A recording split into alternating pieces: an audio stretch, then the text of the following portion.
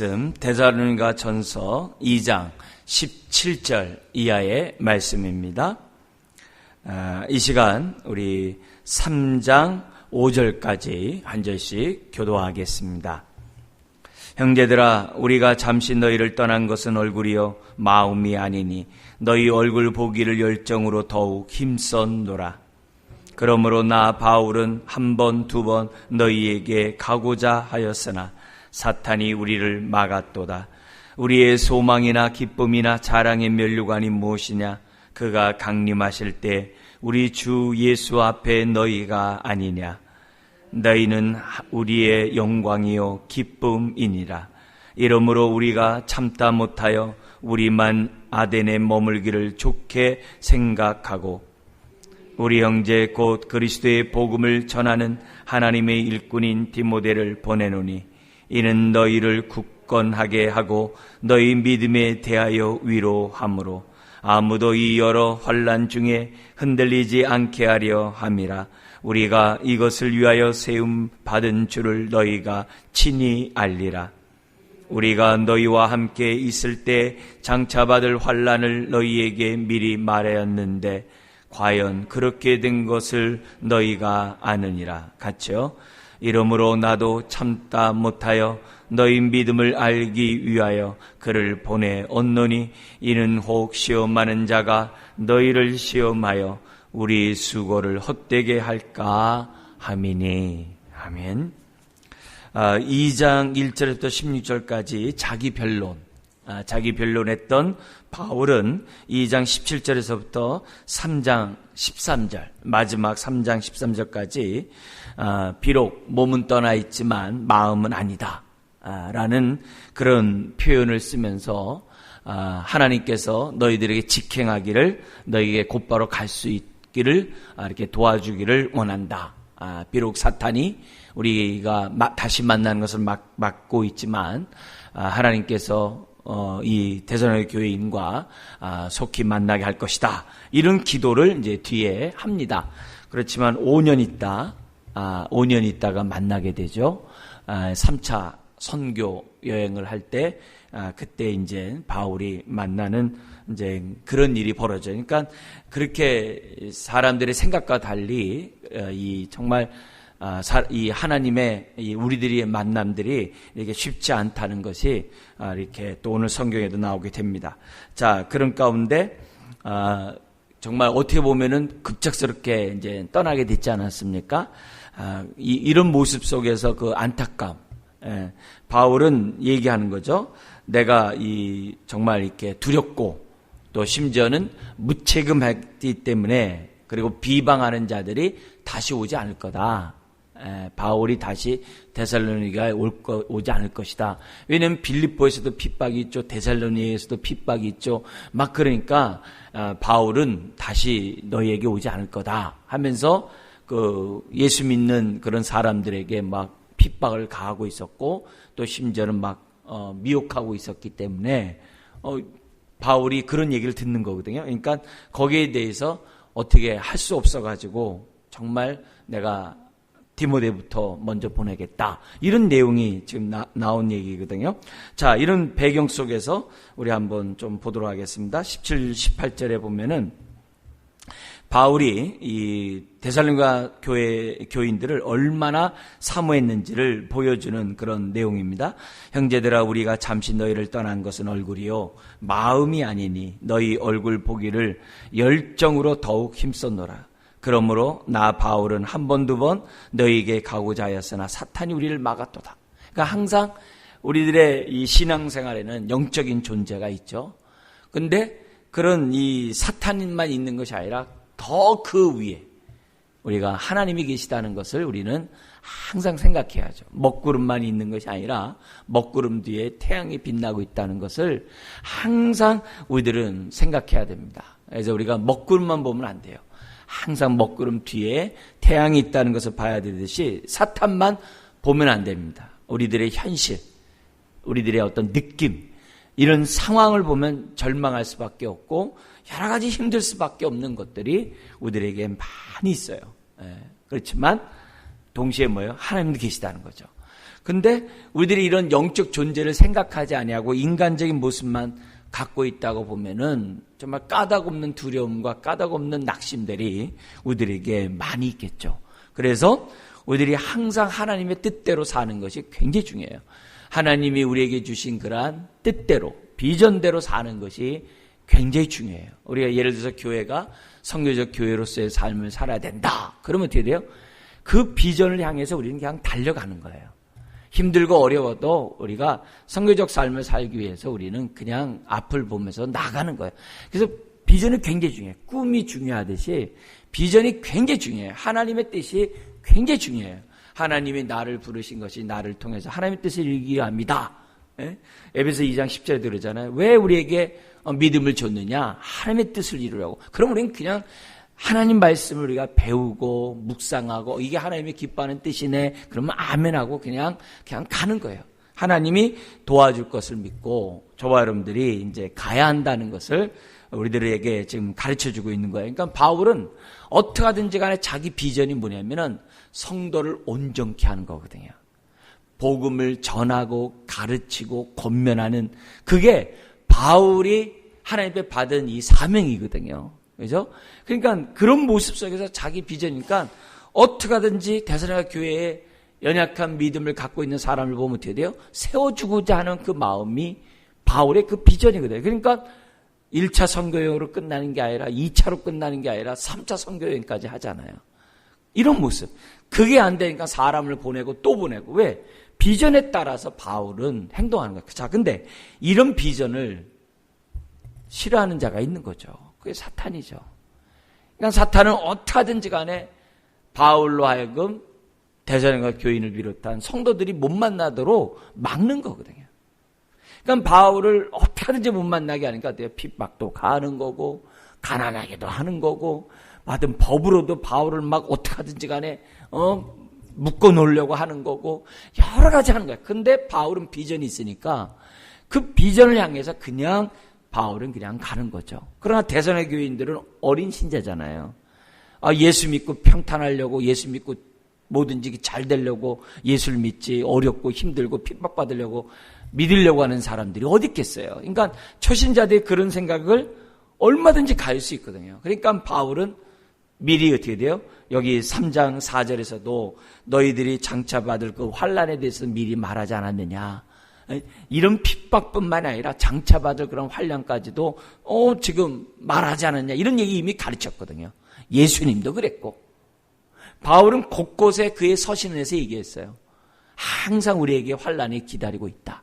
그런 얘기를 계속하고 있었거든요. 데살로니가 교인들에게도 얘기하는 거예요. 그래서 고난은 기본이다 이거예요. 우리가 컴퓨터에 윈도우가 기본으로 깔려 있듯이 그래서 그 아이콘을 눌러가지고서 우리가 아래 한글로 들어가고 이렇게 여러 가지로 들어가잖아요. 그런 것처럼 컴퓨터의 기본은 윈도우가 깔려 있는 것처럼 윈도우 쓰는 사람들이 하나겠지만 다만 어쨌든 이 고난은 기본이라는 거예요. 아주 기본이라는 그 얘기를 성경은 뭐냐면 예수님도 우리에게 아주 그냥 가르쳐주고 있고 지금 바울 서신이나 베드로, 야고보, 요한 다 똑같아요. 그냥 고난은 기본이라고 이렇게 얘기를 한 거예요. 그래서 왜 우리에게 어려운 일 주세요? 왜 힘든 일 주세요? 그러지 말고 그냥 하나님 뜻대로 우리는 나가는 거예요. 힘들어도 그 뜻대로. 그러면 하나님이 어떻게 돼요? 쓸 것을 채워주시고 또 뭐예요? 필요한 것들을 공급해 주시고 또 우리가 뭐예요? 하나님 뜻대로 살아갈 수 있도록 우리의 기도를 또한 응답해 주시면서 더하여 주시는 은혜가 있다는 거예요. 그게 신앙이에요. 그러니까 바울의 모습이 이제 그런 거를 우리들에게 보여줘요. 중요한 거는 어쨌든 바울은 뭐냐면 정말 그의 비전 가운데 하고자 했던 거고 사탄은 이걸 어떻게 하든지 간에 뜯어 맞으려고 하고 있고 이제 그런 모습이 지금 성경에 나오고 있는 거예요. 그래서 그런 모습에서 바울이 얘기를 해요. 자기의 진심을 얘기해요. 19절, 20절에 보니까는 우리의 소망이나 기쁨이나 자랑의 면류관이 뭐냐? 정말 우리의 정말 참된 면류관이 뭐냐? 우리가 이런 모습을 봐요. 하늘나라에 가면 금면류관, 은면류관, 동면류관이 있다. 여러분, 영광의 나라에서 계급이 있고 그런 게 아니거든요. 우리가 금면류관, 은면류관, 동면류관 이렇게 얘기하는 건 뭐냐면 그만큼 나를 통해서 하나님께 영광이 올려진다는 거예요. 그러니까 뭐냐면 그만큼 받은 은혜가 이 사람에게는 이런 은혜가 저 사람에게는 저런 은혜가 있는데 그 모든 것이 다 뭐예요?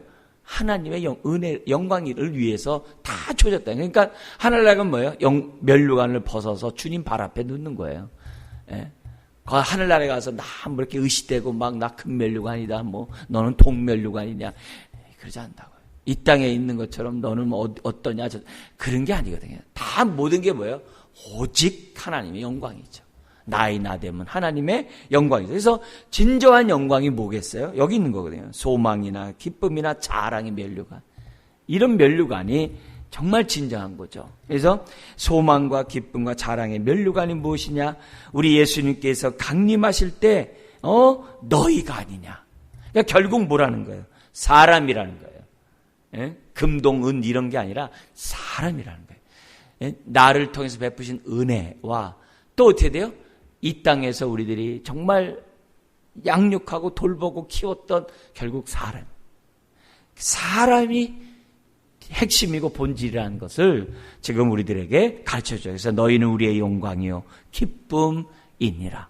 그러니까 결국 우리들이 사탄을 우리로 하여금 똑바로 보지 못하게 하는 거예요. 항상 우리가 교회에서도 마찬가지예요. 교회를 막 이렇게 위한답시고 어떻게 돼요? 교회에 예를 들어서 성장 때문에 성도들이 시험에 돼가지고서 신앙을 버리는 일이 생겨난다. 그러면 안 된다는 거예요. 그런 것들을 지금 뭐냐면 우리들에게 가르쳐 주는 거예요. 그러니까 우리가 뭐냐면 주의 일보다 더 중요한 것은 사람이거든요. 건물보다 중요한 것은 우리들 교회잖아요. 우리가 다 머리로 그리스도의 몸으로 우리가 부름받은 교회잖아요. 그러니까 그걸 모르니까 사람들이 어떻게 돼요? 말은 안다고 하지만 마음과 행동들이 머리와의 행동들이 다 이렇게 따로 노는 거거든요. 중요한 건 뭐냐면 사람이에요. 그러니까 예수님이 뭐라 그래요? 실족시키면 차라리 연자맷돌 메고 바다에 빠지는 게 낫다라고 예수님이 이렇게 말씀하신 이유가 다른 게 아니거든요. 이런 거거든요. 그러니까 우리는 어떻게 하든지 간에 사람, 가정에서도 마찬가지잖아요. 가정에서도 본질이 뭐냐면 사람이거든요. 예. 뭐 어쨌든 간에 가정에서 핵심은 뭐냐면 사람이에요. 뭐 배우자든 뭐 부모든 자식이든 어쨌든 사람이거든요. 그 사람이 중심이고 그 사람이 하나님 앞에 설 수 있도록 정말 우리가 어쨌든 간에 애쓰는 것이 뭐냐면 가정이 돼야 되는 거거든요. 뭐 어떤 일 때문에 뭐 기분 나쁘다고 해서 막 서로 말도 안 하고 원수지가 안 되고 보지도 않고 막 그런 게 아니라 사람이 핵심이라는 거거든요. 교회도 마찬가지죠. 어떤 뭐 프로그램, 어떤 일 그런 게 중요한 게 아니라 본질은 뭐냐면 사람이에요. 어떻게 하면 그 사람이 온전케 될 수 있는가. 그래서 하나님이 왜 우리에게 정말 은사와 직분을 줬느냐. 그리스도의 몸을 세우라. 그리스도의 몸이 뭐겠어요? 지체를 세우라 이 말이죠. 성도들을 서로 세워주라는 것이 핵심이라는 것을 우리들에게 보여줘요. 그래서 오늘 이 새벽에 우리가 질문을 해야 돼요. 나의 면류관이 무엇인가? 누구인가? 정말 내가 영광이요 기쁨을 생각하는 대상이 있는가? 그런 것을 우리들이 생각하면서 신앙생활을 해야 한다는 거죠. 그래서 오늘 우리들이 이런 모습, 벌써 데살로니가전서는 1장에서 그러잖아요. 내가 너희를 위해서 항상 기도했다. 여러분 기도하는 사람은 다 보고 싶거든요. 보고 싶거든요. 우리 이제 애엄마들이나 이렇게 이사를 갖다 가가지고 교회 못 나오는 사람들이 있어요. 멀리 이사 가가지고 그러면은 가끔 이렇게 카톡이나 전화를 이렇게 돼요.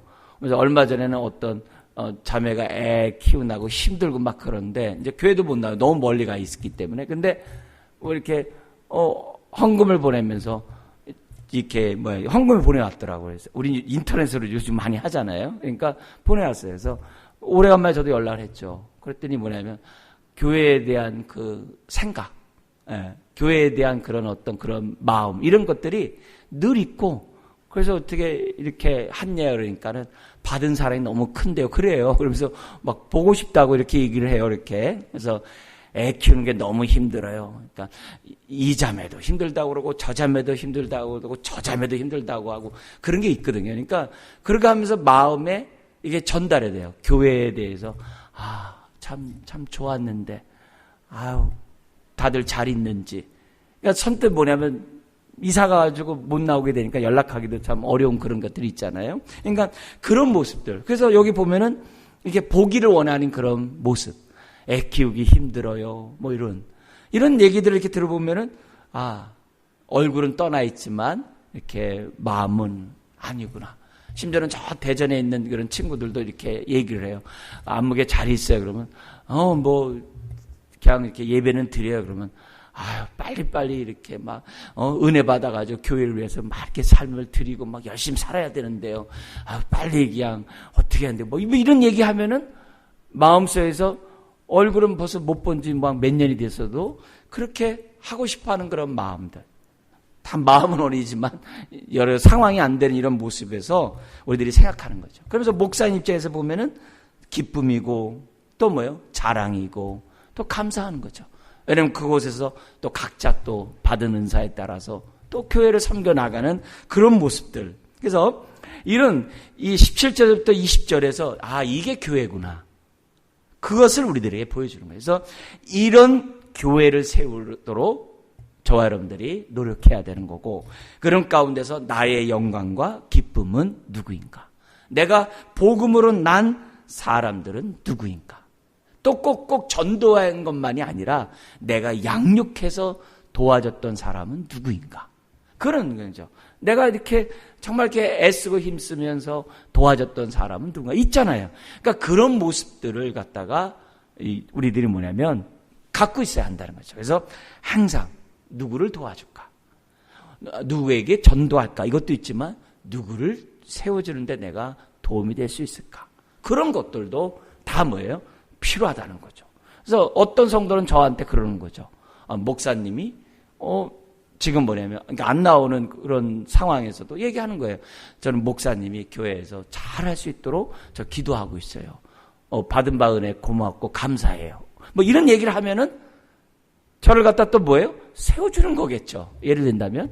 그래서 피차 가르치고 권면하고 피차 세워져 가는 것이 바로 교회라는 것을 지금 이 본문을 우리들에게 가르쳐주고 있습니다. 자, 그런 가운데 비전에 따라 열심히 살고자 했던 바울은 어떻게 돼요? 자기가 못 가니까 누굴 보내는 거예요?